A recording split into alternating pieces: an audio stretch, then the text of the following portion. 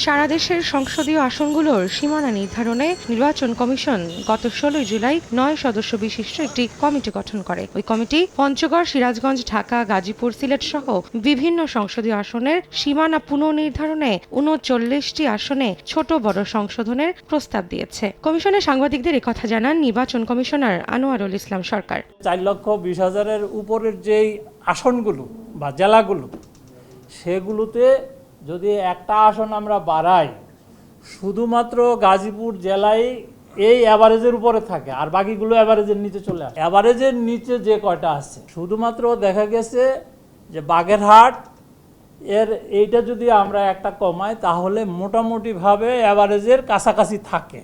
পরে নির্বাচন কমিশন এসব প্রস্তাব বিবেচনায় নিয়ে চূড়ান্ত সিদ্ধান্ত নেবে বলে জানান তিনি। তবে আগামী 10 আগস্ট পর্যন্ত এই খসড়ার বিরুদ্ধে আবেদনের সুযোগ থাকছে। 10ই আগস্ট পর্যন্ত কোনো ভুল ত্রুটি থাকতে পারে, কোনো কি বলে যে সংযোজন বিয়োজন আপত্তি থাকতে পারে। আমরা আপত্তিগুলো নিব এবং আপত্তিগুলোর ভিত্তিতে আমরা আসন ভিত্তিক শুনানি নিব। শুনানি গ্রহণের পর যদি চেঞ্জ বা সংযোজন বিয়োজনের প্রয়োজন মনে করে কমিশন, তখন চূড়ান্ত একটা গেজেট নোটিফিকেশন করে আমাদের 300 আসন ফাইনাল করা।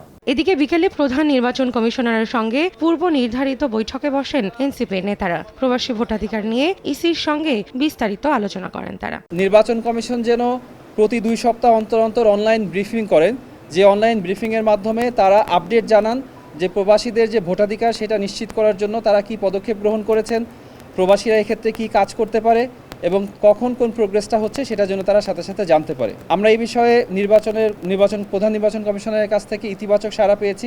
নির্বাচনে ডিপ ফেক নিউজ বা এআই কন্টেন্ট যাতে বিরূপ প্রভাব ফেলতে না পারে সে লক্ষ্যে কমিশন কাজ করছে বলে জানান তারা। তো আমরা যে বিষয়টি নিয়ে আলোচনা করেছি। রৌনক নিয়ন্তা, সময় সংবাদ, ঢাকা।